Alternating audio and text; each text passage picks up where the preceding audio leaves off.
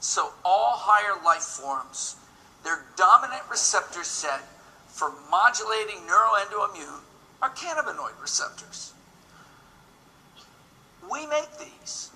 So the dominant ones are CB1, which is in the central nervous system. And there's CB2, which is in the immune cells.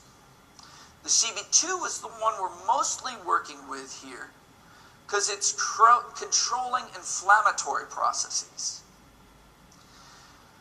To give you an idea, central nervous system, if you were to take THC is going to go in and it's going to strike the CB1 receptors in the central nervous system and cause the psychotropic effects.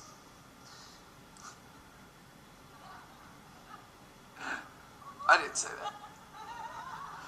Now, if you have CBD in there too, the THC is going to be split in its roles, and it's also going to address the CB2 receptors.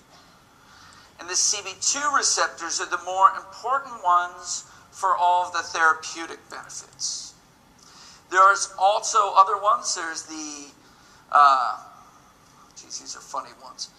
TRPAs and TRPVs, these vanilloid receptors, transient receptor potential vanilloid receptors. These are other ones that they're starting to find, and these are associated with pain and itch on the skin, and why CBD is good for a lot of topical rashes and pain. So there's a whole system that cannabinoids fit into. Now, CBD does not directly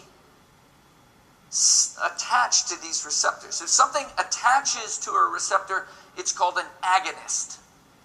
And if something blocks a receptor, it's called an antagonist. So CBD is not an agonist for either receptor, but it's a modulator of the receptor. It sets it up. It sets a stage where our endocannabinoids or other plant-derived cannabinoids are given a balanced approach to the cannabinoid receptors. So a lot of people, one of the things that we have to dispel as a myth is the idea that THC is required for, quote, activation of the CBD. THC is not required for activation of CBD. And the reason is that CBD is modulating what your endocannabinoids are doing, and it's increasing the endocannabinoids. So first, let's look at the endocannabinoids. The first one is anandamide. Who knows what the word ananda means? I love you guys. You know how many doctors know what ananda means? Well, if we're in Santa Monica, maybe they know, but, you know, in Missouri, they don't. So ananda means bliss, and this is the bliss molecule. It was first identified by the great Raphael Mechoulam. Now, if you guys, there's a couple of things I'm going to give you along the way. Like if you guys are going to be good cannabinoid salespeople, you have to know a couple of things, and you must know that man's name, Raphael Mechoulam. So St. John the Baptist of cannabinoids. He's at Hebrew University. They identified this in 1992, and it goes after both CB1 and CB2. It's found in chocolate. It's thought to be the reason why people really like chocolate and why it makes you feel better. You're stressed out, you eat chocolate, you get a little blissamide there. It is also produced in the body during meditation. Any of the meditations that produce a blissful state, which is all of them if you're doing them right, are helping you produce anandamide. And this is also part of the runner's high effect. So that's our first one. And then there's this other one, 2-arachidonyl glycerol, which we call 2-AG for short. There's even higher levels in the central nervous system than the anandamide, and very high levels in breast milk. It's part of why those babies sleep so peacefully.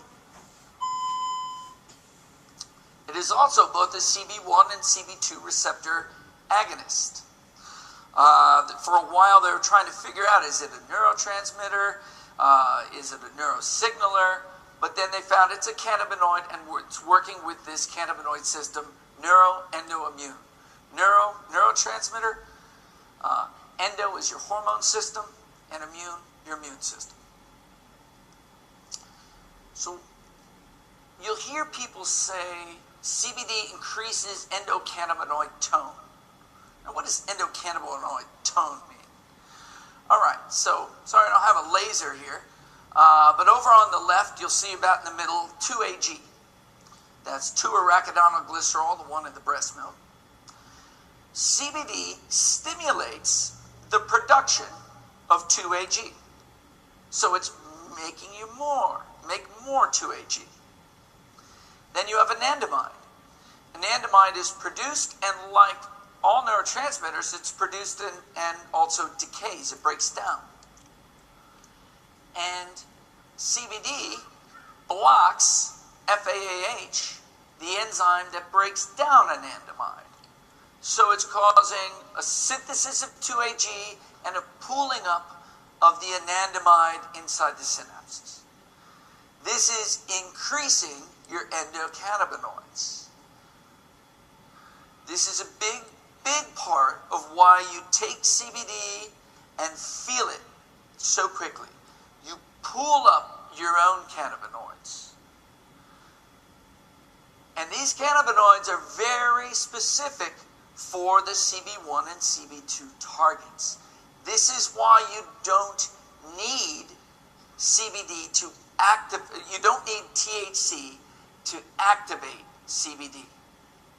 Now, that doesn't mean that we don't want a pool of different phytocannabinoids, and we'll talk about what are the phytocannabinoid diols listed on there. It's good to have a number of different cannabinoids, a number of different terpenes together in the mix, but you do not need the THC. Second reason you don't need the THC as part of the whole healing of CBD, gene transcription modification. Big word. And we'll talk more about that tomorrow. Tomorrow is going to be more sciencey. Today is going to be laying out the stage. So, when we're talking about the brain and we're talking about neuroinflammation, it's really easy to talk about CBD. Tomorrow, in fact, on the next slide, we talk about neuroinflammation there, brain on fire. And in neuroinflammation, in that little cyclical diagram on the right, there's something called a microglia in the brain. It's an immune cell in the brain, and it's not supposed to release pro-inflammatory compounds, but certain things signal it to do that. And then on the right is a neuron, the nerve cell in the brain. And the microglia attacks the nerve cell with pro-inflammatory compounds, and then the nerve cell fights back. Even though these guys are on the same team, they start a little war with each other. And that induces neuroinflammation. Now, CBD is able to change the way we create things in our brain. So, when we talk about genes, genes are just potentials. Genes are information that we have to make things. It doesn't mean that we will or will not make them. Certain cues modulate what things we're making at what times. And CBD goes into the brain and it turns up a number of genes that are beneficial genes, including genes that make glutathione. Who loves glutathione? Woo! And superoxide dismutase. Who loves superoxide dismutase? And we can start getting more and more esoteric with the things that we're inducing there. But the glutathione family, all the things that work with it, all come up together. That's antioxidants, detoxification, protein repair. All that goes up. At the same time, it turns down a whole set of genes that are pro-inflammatory. There are many triggers that make us go out of hand in inflammation. And CBD tamps that down, turns up the glutathione system, lowering inflammation in the brain, which is then sealing up the blood-brain barrier. And at the same time, it's modulating those cannabinoid receptors and making more anandamide and 2-arachidonyl glycerol. So when I say it sets the stage, It's setting the stage in the way it modulates the receptors and makes them receptive to the endocannabinoids. It's setting the stage in the way that it builds up the pool of endocannabinoids. And it's setting the stage in the way that it turns up the glutathione system and turns down all the inflammatory processes.